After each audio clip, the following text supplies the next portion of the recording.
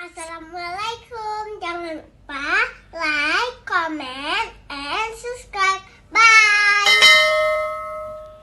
Bismillahirrahmanirrahim. Assalamualaikum warahmatullahi wabarakatuh.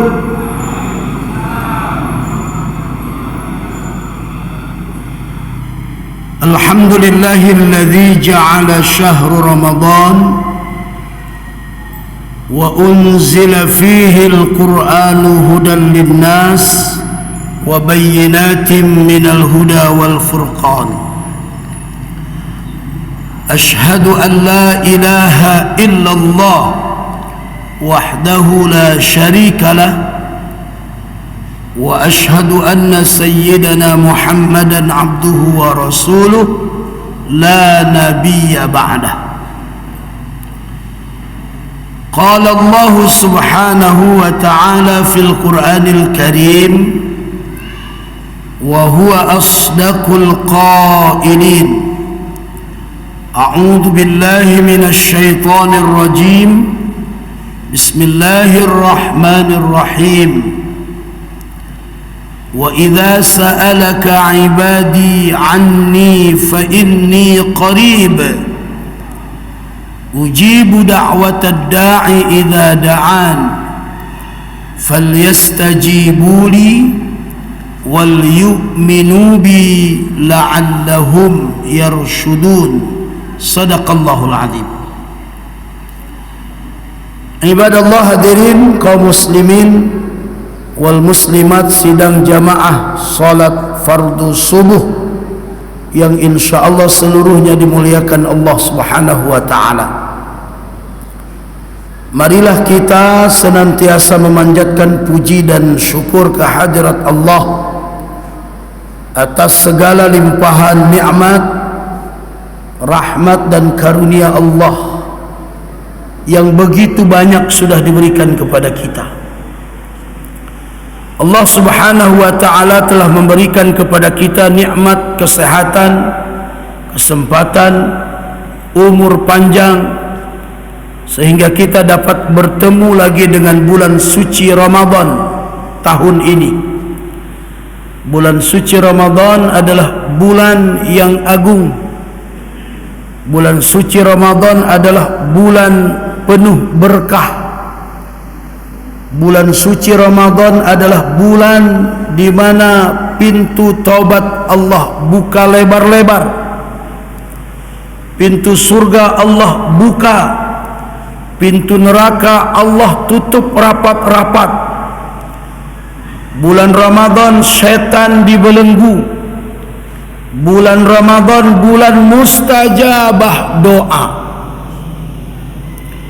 Maka beruntung dan bersyukurlah kita termasuk orang-orang yang mendapatkan kesempatan bertemu kembali dengan bulan suci Ramadan tahun ini.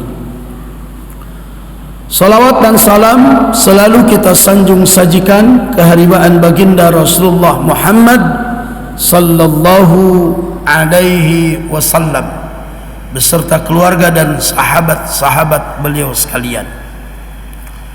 Bapak Ibu sidang jamaah yang dimuliakan Allah, dalam sebuah hadis Rasulullah sallallahu alaihi wasallam bersabda, diriwayatkan oleh Utsman ibn Affan, an Utsman ibn Affan radhiyallahu anhu qala, sami'tu Rasulullah sallallahu alaihi wasallam yaqul.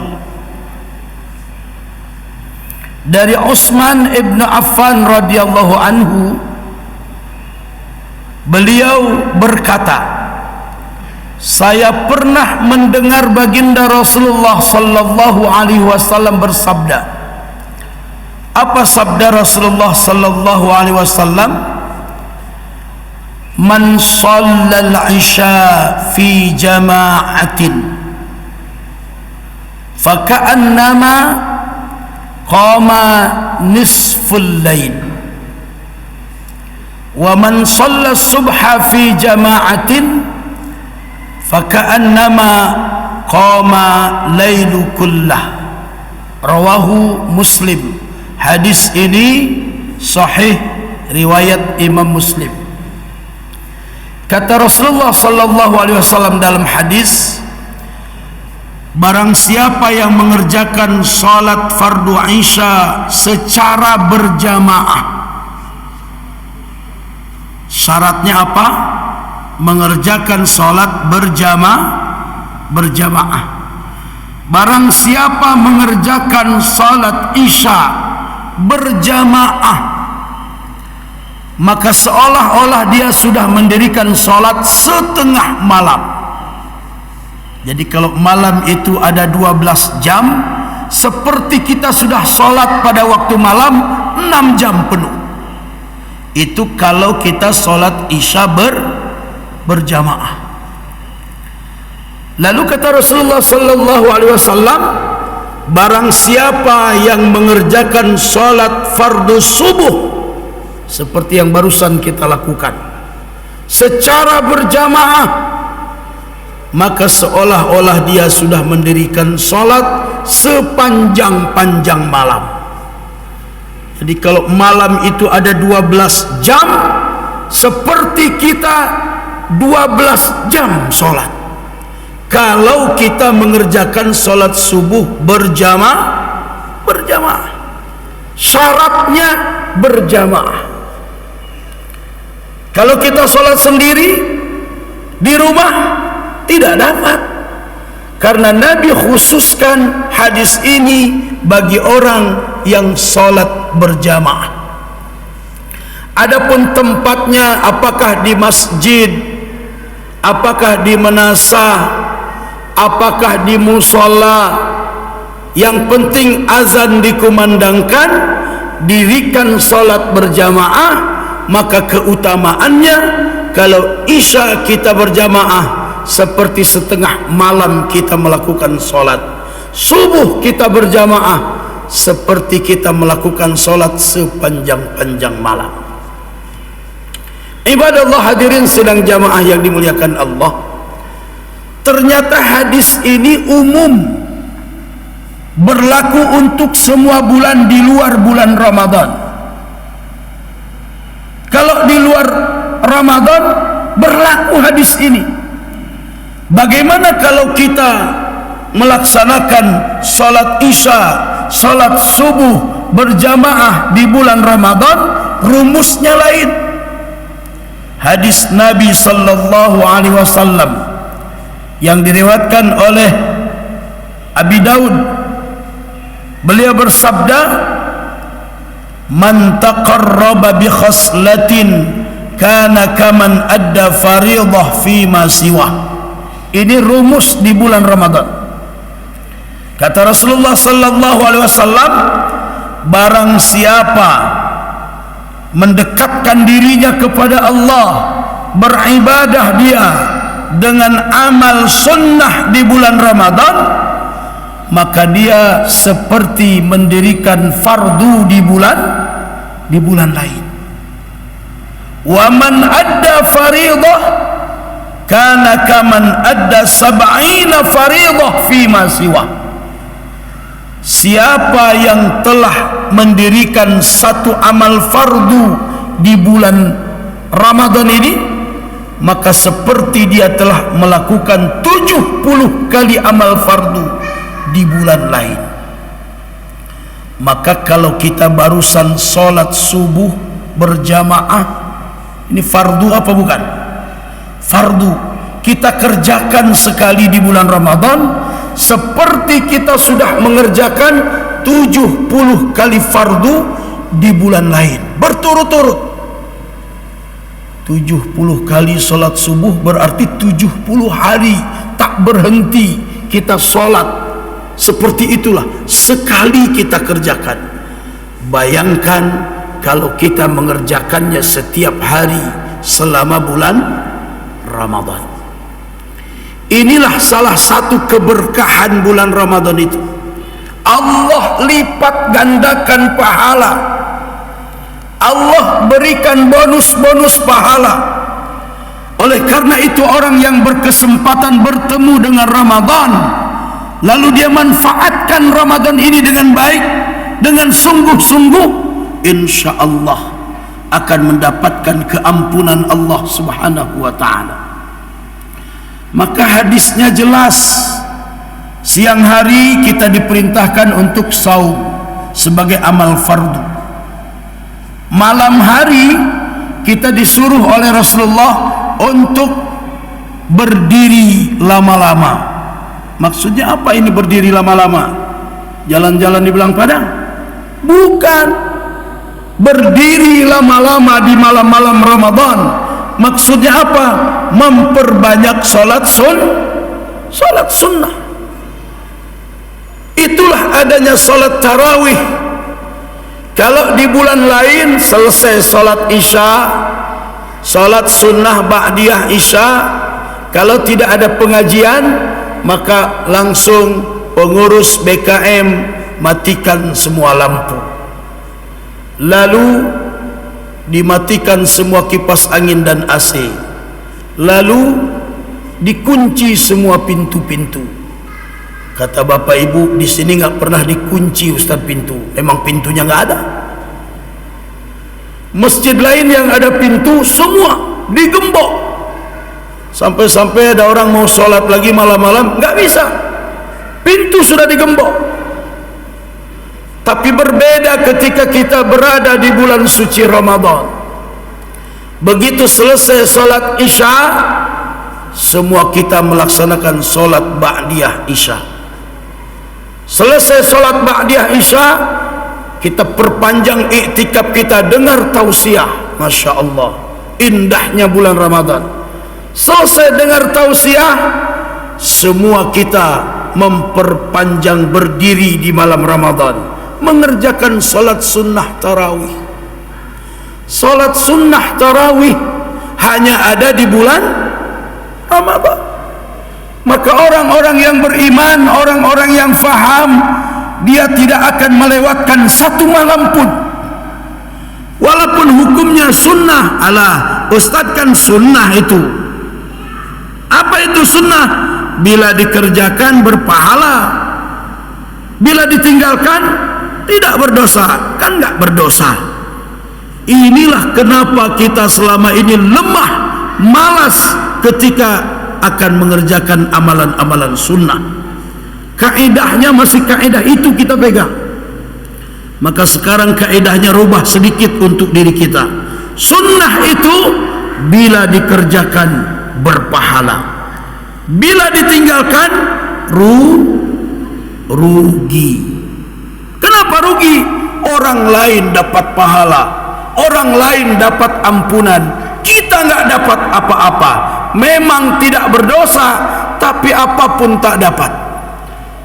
Di saat orang lain mendapatkan semuanya dari Allah, kita tak dapat apa-apa, maka termasuklah kita orang yang rugi. Makanya hadisnya kembar, bedanya cuma satu huruf, sad berganti dengan qaf. Rasulullah bersabda, man shoma Ramadan imanan wahtisaban ghufira lahu ma taqaddama min dhanbi. Satu lagi, man qama Ramadan imanan wahtisaban ghufira lahu ma taqaddama min dhanbi.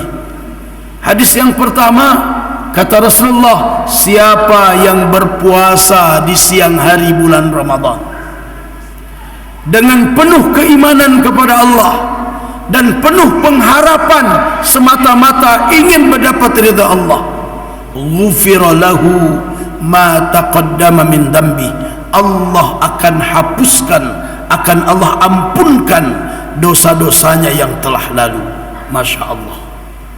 Lalu yang satu lagi, man qama, siapa yang berdiri, banyak-banyak dia berdiri di malam hari bulan Ramadan mengerjakan amal sunnah. Masya Allah. Itulah salat tarawih, salat witir, salat tahajud di malam-malam Ramadan dengan penuh keimanan dan mengharap ridha Allah, maka diampunkan dosa-dosanya yang telah lalu. Siangnya kita diampunkan Allah, malamnya juga diampunkan Allah. Betapa indahnya. Maka ketika selesai Ramadan, patutlah orang-orang semacam ini merayakan hari raya Idul Fitri. Id artinya kembali, fitri, fitrah, suci. Kembali menjadi suci karena semua dosa-dosanya sudah diampunkan Allah Subhanahu wa taala, karena siang harinya dia puasa, malam harinya dia bersabar ikut imam untuk sholat tarawih berjamaah. Bapak Ibu yang dimuliakan Allah Subhanahu wa taala. Lalu keistimewaan Ramadan juga adalah mustajabah doa. Seluruh waktu di bulan Ramadan mustajabah. Jadi kapan saja Bapak Ibu mau berdoa, memohon kepada Allah selama bulan Ramadan ini, semuanya mustajabah, dikabulkan Allah. Kenapa? Karena kita dari mulai fajar subuh ini, min tulu'il fajri ila ghurubis syams, kita sedang beribadah puasa Ramadan. Malam harinya kita juga ibadah, tarawih, witir, tadarus Al-Quran, zikir, semua beribadah. Maka semua waktu, seluruh waktu bulan Ramadan itu mustajabah doa.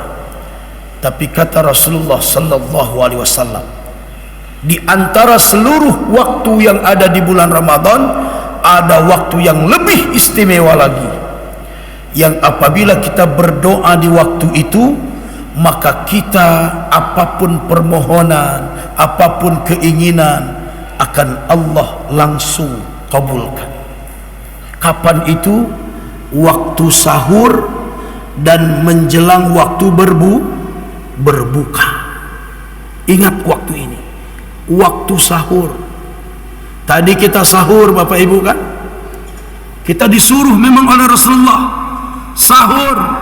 Apa kata Nabi? Tasahharu fa inna fis sahuri barakah. Makan sahurlah kalian, bangun makan sahur. Kalau mau puasa Ramadan, maka sangat dianjurkan makan sahur. Kenapa? Fa inna fis sahuri barakah. Karena pada waktu makan sahur itu adalah waktu yang diberkahi Allah, yang apabila kita berzikir, beristighfar, berdoa, Allah langsung terima. Makanya sesungguhnya bukan makan minumnya. Kalau misalnya ada ibu-ibu bilang, Ustaz, saya rasanya nggak makan sahur pun kuat, saya nggak minum, nggak makan waktu sahur, insya Allah kuat saya puasa. Rupanya anjuran Nabi makan sahur ini sesungguhnya bukan pada makan dan minumnya. Bapak Ibu mau makan mau minum terserah. Ada mungkin di antara Bapak Ibu memang bangun sahur tapi nggak makan lagi, cukup ambil kurma sebutir, minum air 1 gelas, cukup sahurnya. Rupanya pesan Rasulullah pada sahur ini bukan makan minumnya, tapi apa? Bangunnya. Bagaimana umat Islam ini membiasakan diri bangun lebih awal sebelum waktu subuh. Ini yang diajarkan oleh puasa Ramadan. Selama sebulan kita dilatih untuk terbiasa bangun lebih awal, bangun waktu sahur. Lebih kurang kalau kita sekarang subuh jam 5:30, kita bangun jam 4:30. Ada ibu-ibu bahkan jam 4 sudah bangun. Beliau siapkan makanan, ada yang masak, lalu beliau juga sholat tahajud lagi. Masya Allah, bangun lebih cepat sebelum waktu subuh bukan perkara mudah, bukan urusan gampang kalau di luar bulan Ramadan. Tapi insya Allah di bulan Ramadan ada suasana yang mendidik kita, mengajarkan kita terbiasa bangun di waktu subuh itu. Karena semua orang bangun. Bahkan kalau bertetangga kita tinggal di komplek, kita lihat tetangga kita kok lampunya masih gelap ini, Jangan-jangan kesiangan, kita bangunkan. Hai, sudah sahur apa belum? Ya Allah, kesiangan. Saling membangunkan. Ada anak-anak remaja masjid setelah tadarus di mikrofon membangunkan bapak ibu. Bapak-bapak, ibu-ibu, waktu sahur sudah tiba. Semua terbangun, Masya Allah. Rupanya Nabi ingin mengajarkan kepada kita agar kita membiasakan diri bangun di waktu sahur itu. Kenapa? Waktu sahur Allah sedang limpahkan berkah begitu banyak. Dan manakala kita berdoa di waktu itu, Allah kabulkan doa-doa kita. Lalu yang kedua, menjelang berbuka puasa. Ini perlu perhatian kita semua, supaya kita membiasakan diri. Ketika saat waktu berbuka hampir tiba itu, semua kita sudah di rumah, kecuali orang yang bertugas. Ada di antara bapak ibu bertugas di rumah sakit, itu tidak bisa dihindarkan. Ada bapak ibu memang profesinya berjualan, nggak mungkin ini di rumah. Seperti biasalah sambil berjualan cari rezeki, tidak ada masalah. Tapi kita yang normal, tidak ada tugas, tidak ada kegiatan, biasakan menjelang waktu berbuka semua kita sudah di rumah. Anak-anak kita semua kita panggil, suami, istri, anak-anak, kakek, nenek kalau ada. 15 menit menjelang waktu berbuka semua sudah duduk. Ada yang berzikir, ada yang baca Quran. Lalu ketika waktu menjelang berbuka itu tiba, angkat tangan kita, meminta, memohon kepada Allah. Kenapa? Itulah saat-saat mustajabah doa. Waktu istimewa yang Allah berikan kepada kita. Walaupun seluruh waktu di bulan Ramadan itu istimewa, mustajabah, tapi itulah dua waktu yang perlu kita perhatikan, di waktu sahur dan ketika akan berbuka puasa. Memohonlah kepada Allah. Apa yang kami minta, Ustaz? Terserah. Sedangkan urusan dunia boleh kita minta, apalagi urusan akhirat. Mintalah kita diselamatkan iman oleh Allah. Mintalah kita kalau mati husnul khatimah. Mintalah kita supaya diterima tobat kita sebelum mati. Mintalah supaya nanti di akhirat kita diselamatkan Allah subhanahu wa ta'ala dari neraka, dan Allah masukkan kita ke dalam surga. Maka salah satu zikir yang diajarkan oleh Rasulullah ketika kita sedang berpuasa, apalagi menjelang waktu berbuka, untuk diperbanyak adalah 4 kalimat zikir dari Rasulullah sallallahu alaihi wasallam. 2 kalimatnya kata Rasulullah akan menjadikan Allah sayang kepada kamu, dan 2 kalimatnya lagi kamu memang membutuhkan dari Allah subhanahu wa ta'ala. Apa 4 kalimat zikir yang diajarkan Rasulullah itu? Pertama, kalimat syahadat, asyhadu an la ilaha illallah. Yang kedua, istighfar, mohon ampun kepada Allah, astaghfirullah. Yang ketiga, memohon kepada Allah, as'alukal jannah. Dan yang keempat, mohon perlindungan, wa a'udzubika minan nar. Jadi kalau kita sambungkan, asyhadu an la ilaha illallah, astaghfirullah, as'alukal jannah, wa a'udzubika minan nar. Boleh kita coba sekali ibu-ibu, bapak-bapak sama-sama?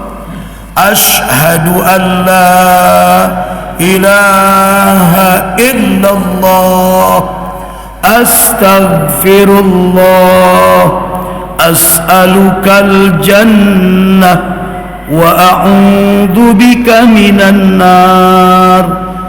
Ini yang perlu kita perbanyak baca ketika kita sedang berpuasa, lebih-lebih menjelang waktu berbuka ini.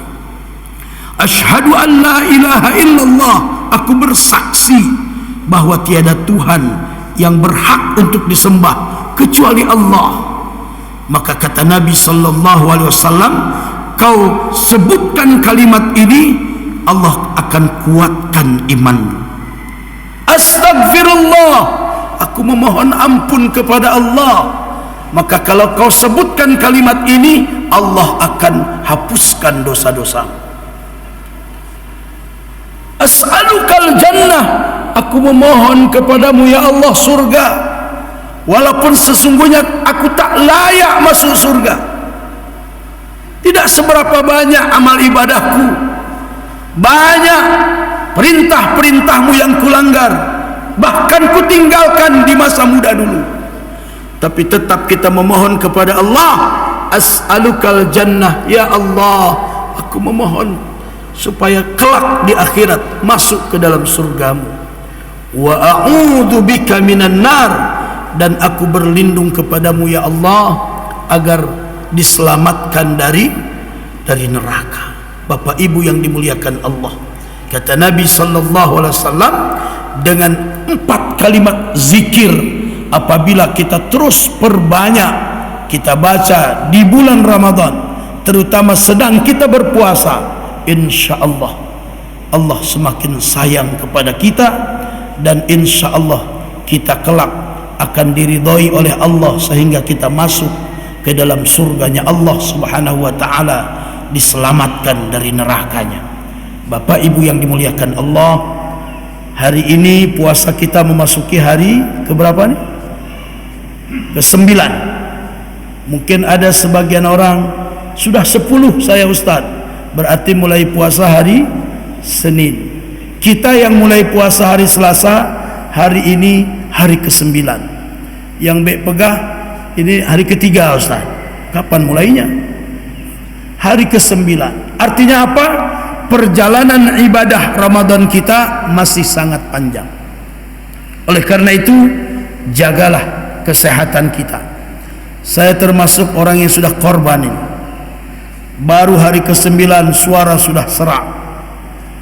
Baru hari ke-9 sudah flu. Kenapa? Karena ada beberapa kali diundang tausiah menjelang berbuka. Rupanya yang disediakan air minum tidak ada yang biasa, semua dingin, semua pakai es. Rupanya kalau sedang kita haus, kita kan dari pagi ini tidak minum, seharian kita haus, maka sunnah sesungguhnya air, kata Rasulullah, suam-suam kuku, air hangat yang lebih bagus. Begitu buka puasa itu air hangat dulu, kurma 1 butir. Kalau air hangat sudah, baru yang lain-lain boleh. Tapi kalau langsung air es kita minum, ada efek negatif rupanya. Kita bisa flu, kita bisa serak dan lain sebagainya. Kenapa? Karena tenggorokan kita seharian kering, pencernaan kita kosong, maka akan terkejut. Walaupun mangat babah, enak di mulut kita memang, haus nih air es. Apalagi kawan saya bilang, Ustaz, kalau buka puasa nggak pakai es nggak sah lah puasanya. Nggak sah pula puasanya. Kenapa nggak pakai es puasanya nggak sah? Kalau nggak ada es bukan puasa namanya Ustaz. Apa juga? Puaa, nggak pakai es.